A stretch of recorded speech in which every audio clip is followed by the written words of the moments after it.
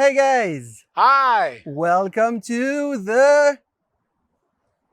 Am I supposed to say something? Welcome to the third season of late Bloomers the YouTube I don't know channel about permaculture Actually, permaculture, it's one word. Where we gonna show you how to fertilize your garden with fertility. Did I say it enough?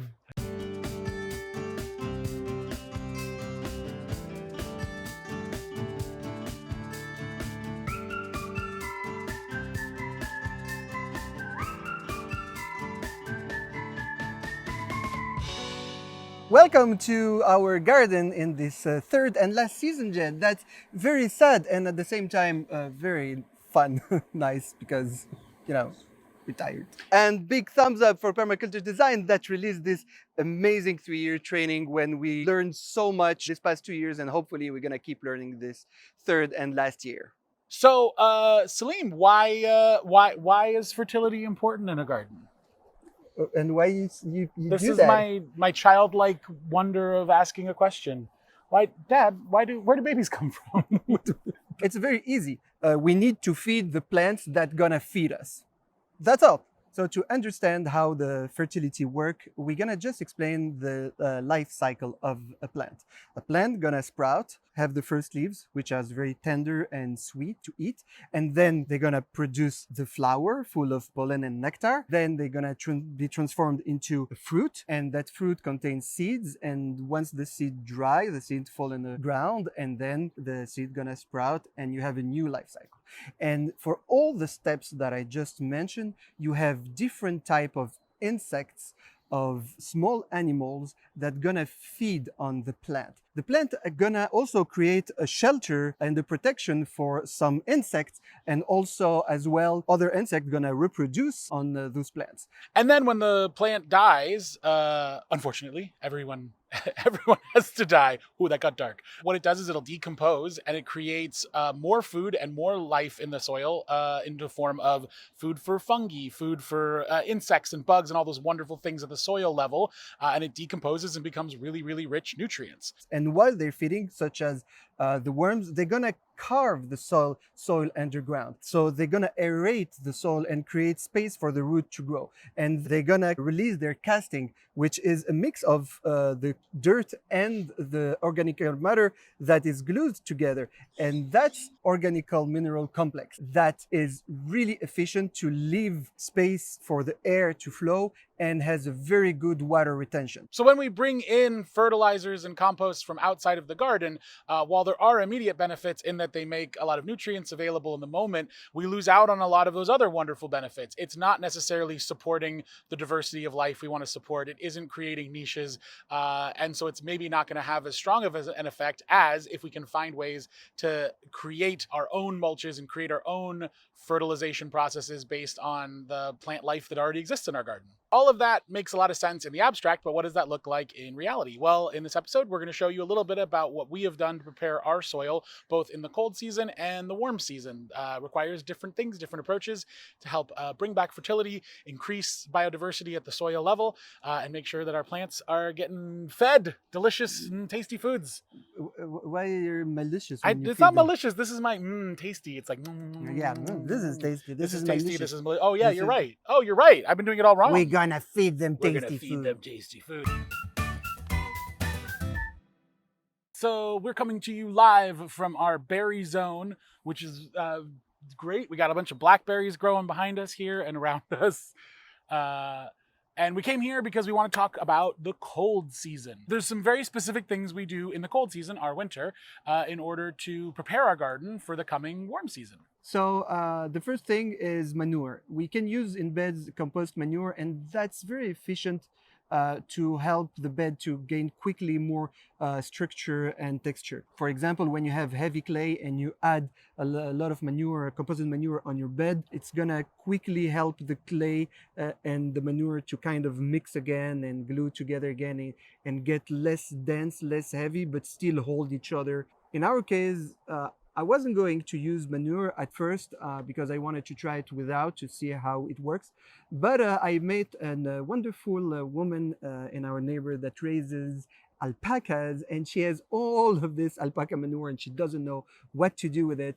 So I was like, oh, okay, let's try alpaca manure, and I actually used it directly on the bed without composting it because it's not super rich, but also it doesn't really have pathogens. So I let it compost directly on the beds to help also fix the structure. It's pretty good to fix the structure, not as good to bring back fertility. Second thing we've done is the mulch. If you watch our mulch episode in season 1, you would have seen how we are making the mulch, how we mix the thing together to have a good balance between green and brown. So what you have to know is during the winter season, that's when the fungi is really active to break down all those carbony, fibery stuff and helps to pre-digest them for the rest of the life to eat it. And while they do that, they grow a mycelium that acts as a glue and bind everything in the ground together and kind of protect it against erosion and create a good structure, good fluffy structure that holds together. It creates a humus very stable in the ground that gonna release very slowly in time all the nutrients for the plant, so not directly, and actually raise the amount of water that the ground can hold. So we raise the capacity of water holding. That's how you say it? Sure. I don't know. So thanks fungi to do that, but they won't do this job during the summer because it's too hot and too dry, and they need water to thrive. So another option available to us is green manure. We've done a fair bit of this. This is something, a living plant you will plant over the winter season that provides direct benefits to you, to your fertility for the spring season. So one of those benefits is sort of a direct mechanical action on the soil, helping to decompact it. In the past, we've planted mustard, which has like a deep taproot, so that helps to decompact lower down. Also, rye has a lot of little shallow roots closer to the surface that are also going to help to decompact. Those are really beneficial there. Another benefit of green manure is it acts as sort of a living mulch. It literally provides a cover for your soil so that you help to prevent evaporation, protect your soil, protect the life there. You can also do a chop and drop at the end of the season. So anything that's green and growing above ground, chop that, drop it right in place, and that's going to decompose and provide even more wonderful nutrients. And the roots themselves will also decompose in the ground. All wonderful, great benefits. And then a final one is you can plant some nitrogen fixers. We've had some success planting vetch, but lots of nitrogen fixers out there. They will bring nitrogen to the soil, creating a fun little relationship with all the rhizomes. I don't want to get into the science of it. I'm not going to get into the science of it. We're just going to say it's going to help bring nitrogen to the soil. Same effect as there are other things, and it'll also still provide that mulch cover, and we can chop and drop at the end of the season. So lastly, we've got compost. This is the one that I think for a lot of people is sort of their starting point, and that's great. We're not anti-compost, but compost should be one part of this equation. And so for us, we do compost a lot of our kitchen scraps. We'll actually compost them directly on our bed. So we'll take the pieces and chop up as small as possible and spread them out amidst the mulch on our bed so they will compost in place. And we also have a worm tower that we'll talk about in another episode this season, where we use our own worms to create extra nutritious soil and humusy kind of material matter to be able to put back on our beds. So that can be really helpful since everything we're growing is a really heavy feeder. All of these plants that we eat have been engineered for thousands of years of human history to be big, fat, nutritious, wonderful fruits and vegetables. And that's great, but they do pull a lot out of the ground. So we've got to put a lot back in. Suckers. Suckers. Absolute suckers. So welcome to our front garden. It's the height of summer. It's a hot day. We are hiding here in the shade. Whereas in winter, we're sort of playing the long game. We're looking at building fertility over months and months as our plants are going to get planted. In the summer, we really want quick return. We want things that we can put onto our soil, things that we can give our plants that they can use immediately because they're at their height of growing. They need the most nutrients right now. So our strategies look similar, but still a little bit different. So the first one is the mulch, which is exactly the same thing. But what we need to know is, as I said earlier, the fungi won't break down the stuff right away, and it's gonna just be the life gonna eat that mulch, and they're gonna mostly focus on the more greenish and wet stuff.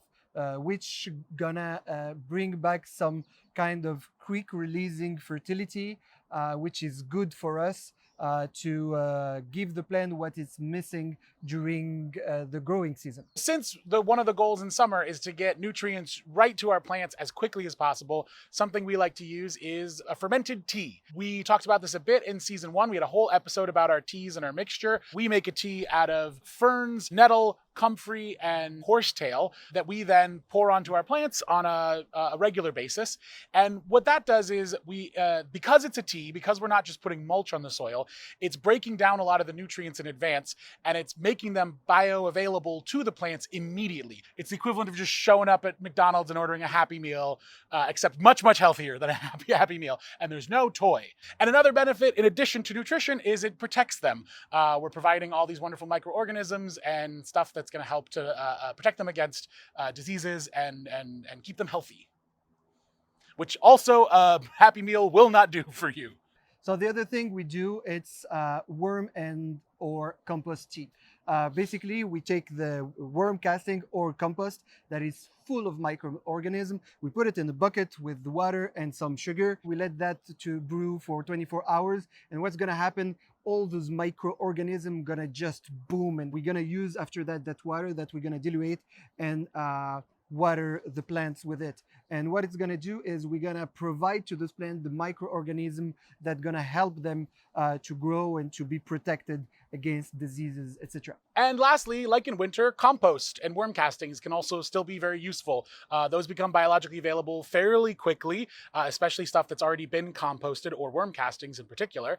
And so when we are, for example, planting a new plant, it can be helpful to add a little bit of compost there. It's just a nice little boost of nutrients in that moment. And throughout the season, we'll also spread some around just to make sure that our plants have the best possible chance of growing the biggest fruit, the chunkiest vegetables, the thickest corn. I think it's helpful when you're looking at fertility in your garden to remember that plants are not the same as people. Like our eating needs are so simple. It's like there's just certain types of foods you eat and your body does the rest.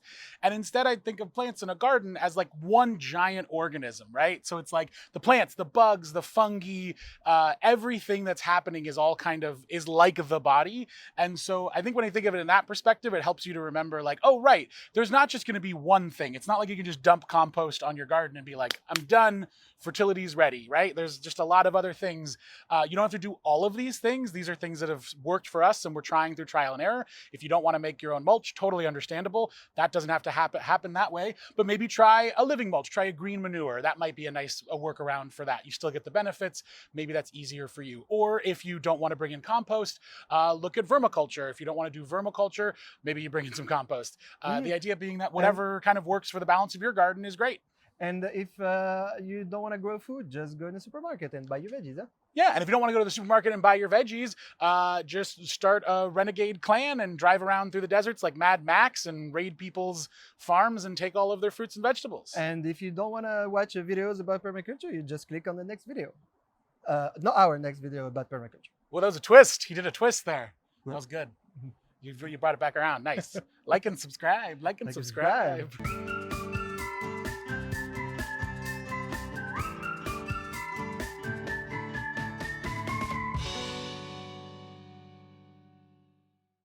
We never said it. We've literally never said like and subscribe. But would someone please like and subscribe? Please? Please? No. You do it if you want to.